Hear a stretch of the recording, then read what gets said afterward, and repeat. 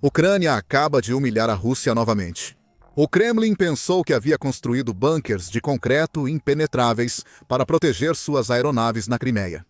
Mas os drones da Ucrânia quebraram essas cascas de concreto como simples latas de alumínio, danificando vários alvos de alto valor no processo. É apenas o último exemplo de uma longa e sempre crescente série de ataques ucranianos bem-sucedidos em bases, equipamentos e infraestrutura russos, provando mais uma vez que a Ucrânia é mais do que capaz de pegar seus inimigos de surpresa e atingi-los onde mais dói. O incidente ocorreu na noite de 3 de agosto na base aérea de Sark, na Crimeia, que foi anexada pela Rússia em 2014 e tem sido ocupada desde então. O Serviço de Segurança da Ucrânia, ou Serviço de Segurança da Ucrânia, enviou um enxame de drones para Sark, que está situado na costa oeste da Crimeia. Os alvos incluíam bombardeiros e caças que estavam estacionados na base, e o ataque foi altamente bem-sucedido. O Serviço de Segurança da Ucrânia postou um relatório detalhado em seu site oficial. Esta noite, drones do Comando Central de Operações A do Serviço de Segurança da Ucrânia visitaram o aeródromo militar de Sark, na Crimeia, temporariamente ocupada. É uma base aérea russa-chave para operações no Mar Negro. O ataque destruiu completamente uma aeronave Su-30SM, danificou outra e atingiu 3 aeronaves Su-20 e 4. Para ser mais preciso, o Sukhoi Su-30SM é um dos caças mais versáteis da Rússia, enquanto o Su-20 e 4 é um bombardeiro tático. Desenvolvido nos dias da União Soviética, com o poder de lançar ogivas pesadas e destrutivas nas cidades e bases militares da Ucrânia. Ao eliminar esses alvos, a Ucrânia causou um sério golpe nas capacidades aéreas da Rússia, particularmente na região da Crimeia. O dano também representa um impacto financeiro significativo para a Rússia, conforme observado no relatório do Serviço de Segurança da Ucrânia, que continua: o inimigo sofreu perdas significativas. Afinal, apenas uma aeronave Su-30SM pode custar em média de 35 a 50 milhões de dólares.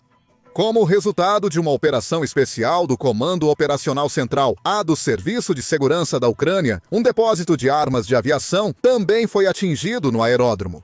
A bem-sucedida operação especial do Serviço de Segurança da Ucrânia, em Sark, é mais um passo para enfraquecer a capacidade do inimigo de travar uma guerra de agressão contra a Ucrânia.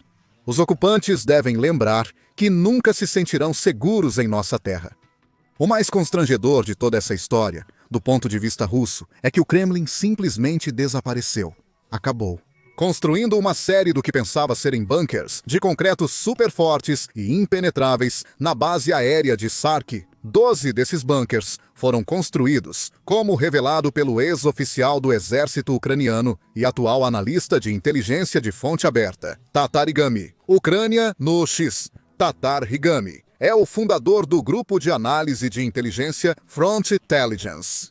Recentemente, postou um tópico com imagens de satélite de código aberto mostrando os resultados do impressionante ataque da Ucrânia, a Operação Teia de Aranha, em 1º de junho.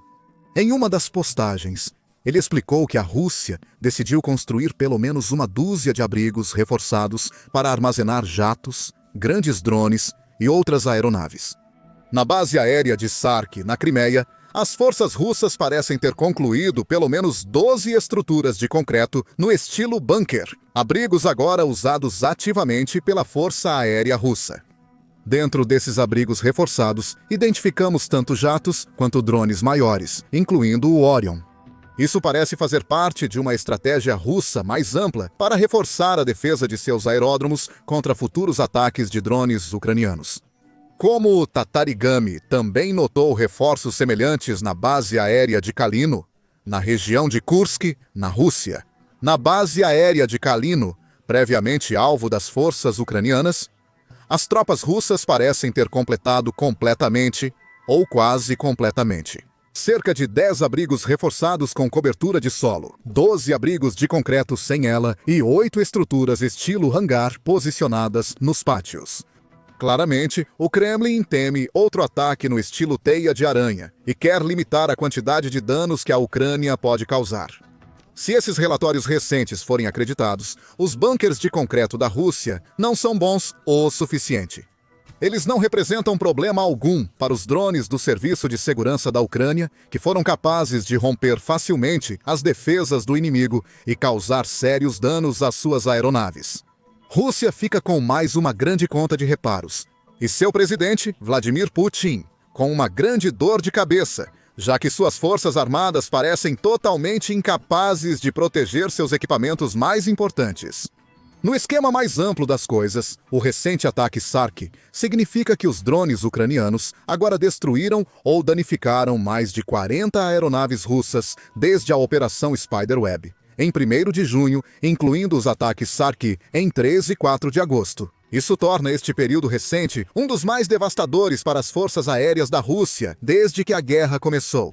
E de acordo com os números do Grupo de Análise de Inteligência de Fonte Aberta Oryx, o país perdeu mais de impressionantes 162 aeronaves, incluindo jatos de combate e bombardeiros, além de 157 helicópteros.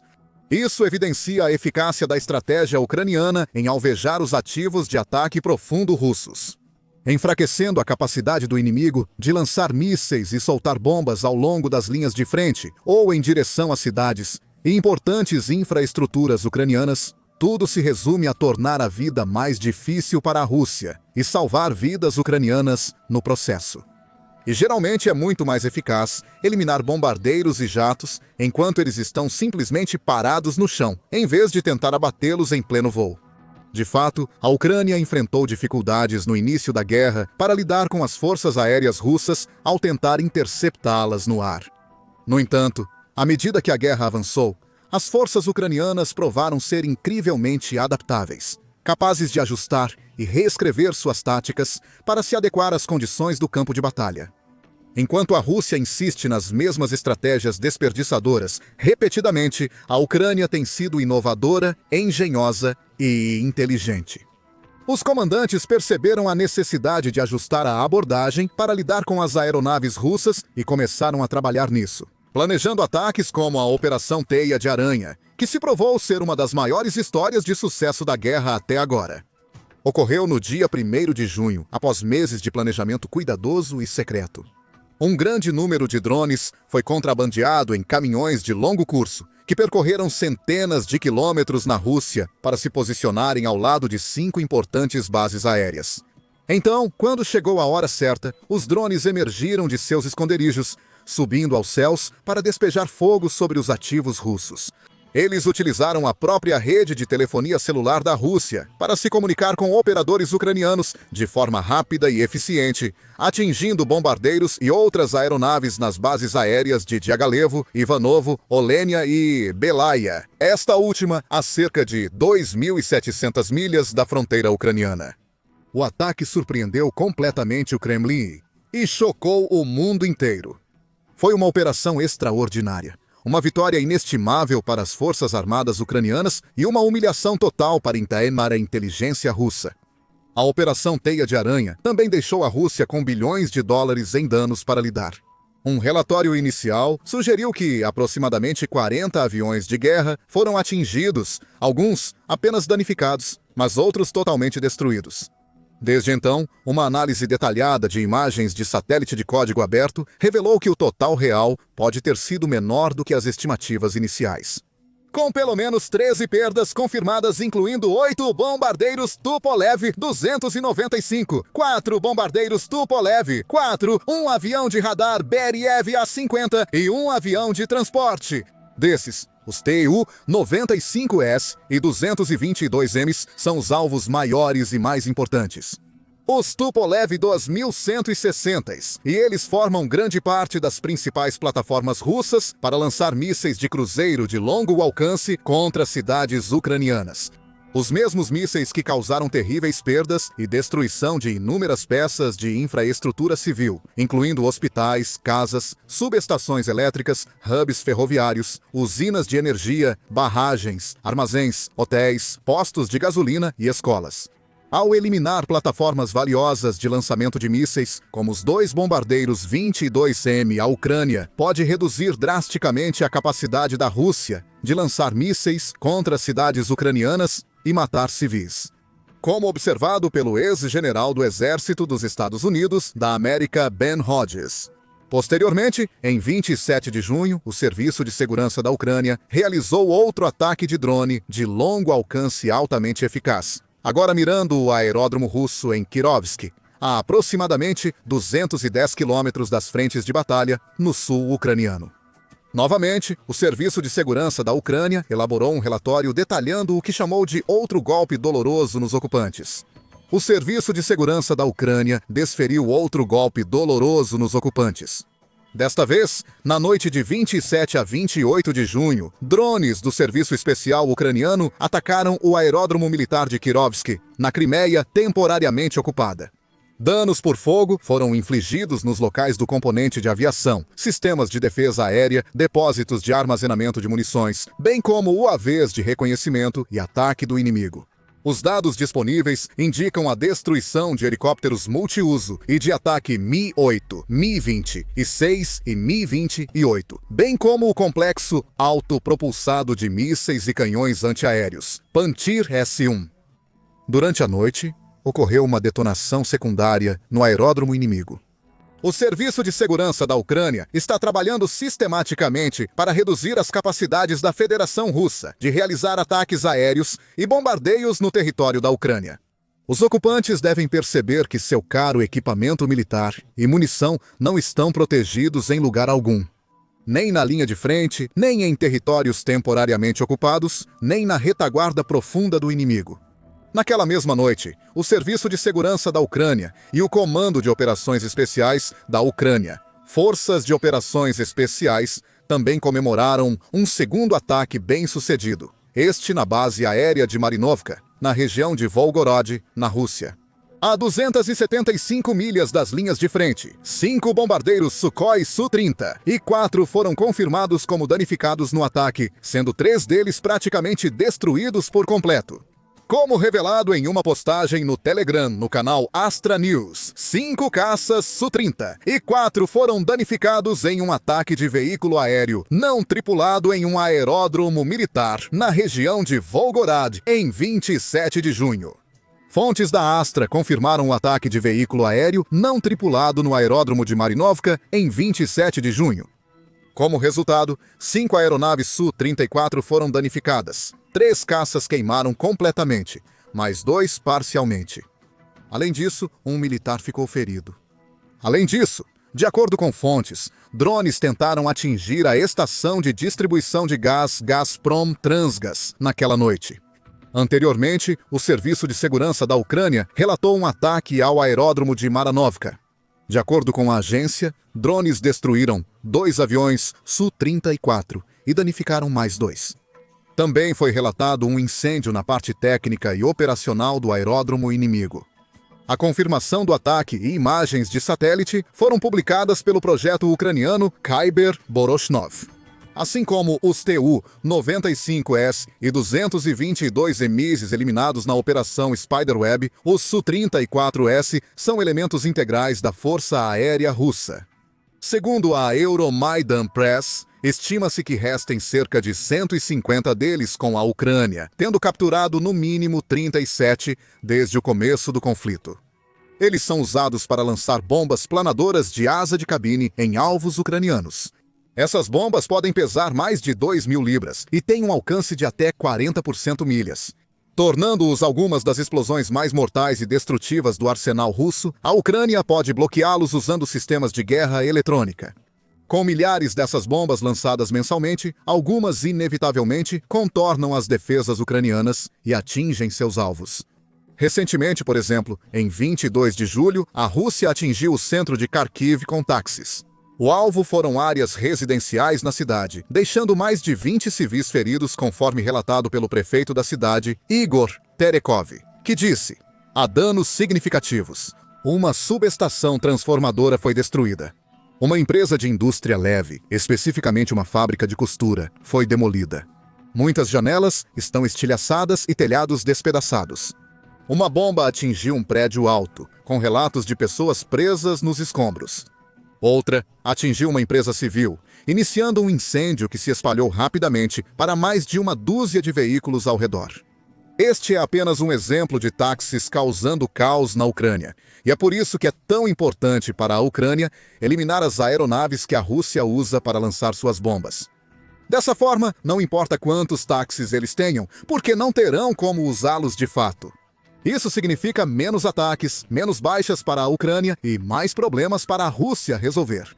Assim como a Operação Teia de Aranha, os ataques de 27 de junho surpreenderam a Rússia, deixando Putin e seu grupo do Kremlin perplexos, tentando entender o ocorrido.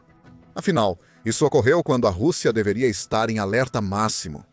Ela acabara de suportar a Operação Teia de Aranha, que foi o maior e mais devastador ataque em solo russo desde que a guerra começou. Naturalmente, os serviços de inteligência do país deveriam estar fazendo todo o possível para coletar informações e implementar defesas, a fim de prevenir ou minimizar danos de ataques subsequentes. Mais uma vez, a inteligência russa foi considerada insuficiente. Além de alguns bunkers básicos em aeródromos existentes, o Kremlin parecia fazer pouco para proteger seus ativos de mais danos. E a Ucrânia aproveitou ao máximo, agravando a miséria do verão russo.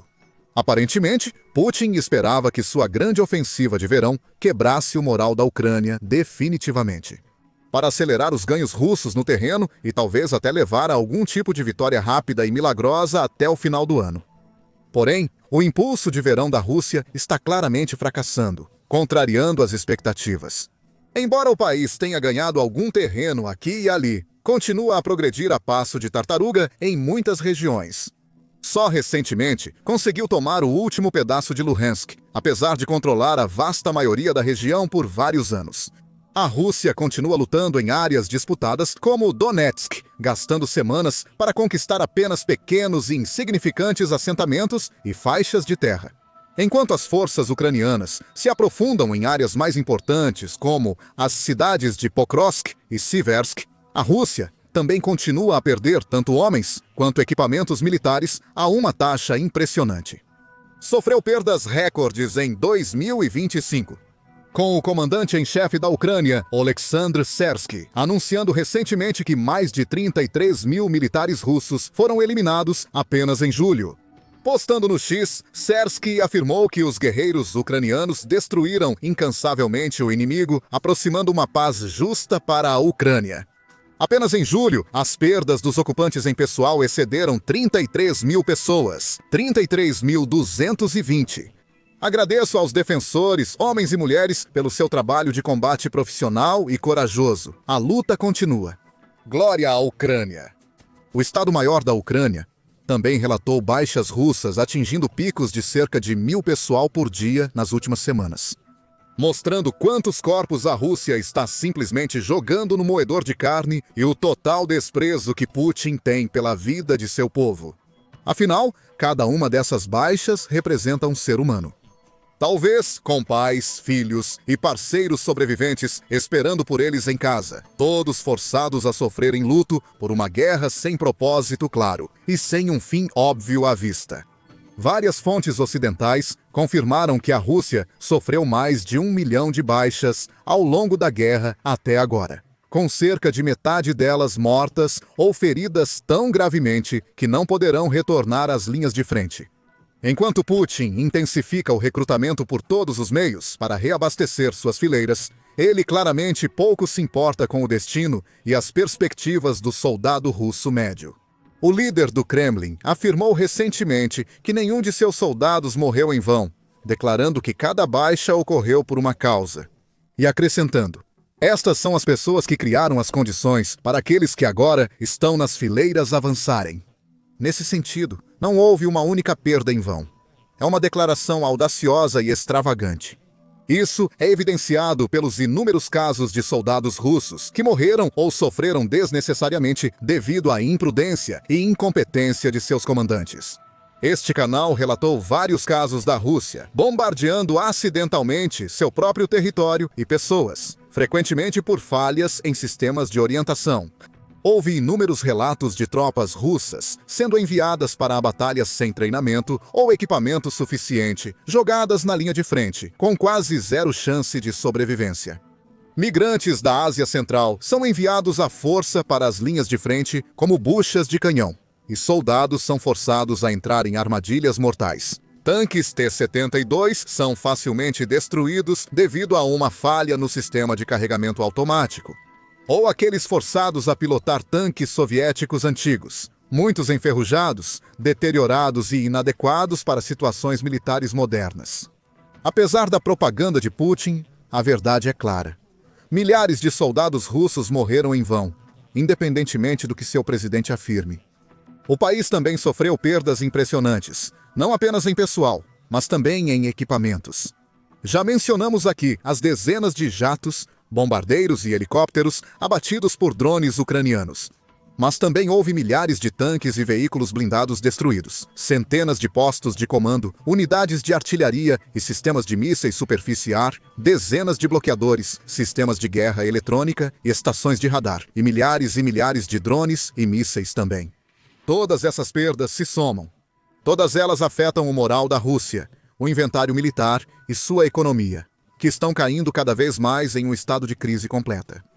No início deste ano, por exemplo, Sersky relatou que os ataques de drones de ataque profundo da Ucrânia causaram mais de 10 bilhões de dólares em danos ao setor industrial da Rússia. E isso é apenas contando os ataques entre janeiro e maio de 2025. Desde então, ocorreram outros ataques bem-sucedidos, causando perdas ainda maiores ao Kremlin, além de todos os assaltos de linha de frente, contra-ataques e ataques de artilharia. Claro, a Ucrânia também está sofrendo perdas, mas está causando bastante dano à Rússia em troca. E suas forças continuam a demonstrar uma notável determinação, resiliência e adaptabilidade, lidando habilmente com as condições dinâmicas desta guerra e continuando a atingir a Rússia das maneiras mais eficazes e impactantes, vez após vez. Descubra mais sobre as recentes vitórias da Ucrânia em nossos vídeos, com destaque para a defesa inabalável de Turetsk, na região de Donetsk, e nossa análise de algumas das armas e táticas mais incomuns, porém eficazes, que o país usou para surpreender a Rússia. Para uma visão mais ampla da guerra, veja também como a Polônia está reforçando suas defesas de fronteira, enviando uma mensagem clara de mantenha-se afastado para o Kremlin.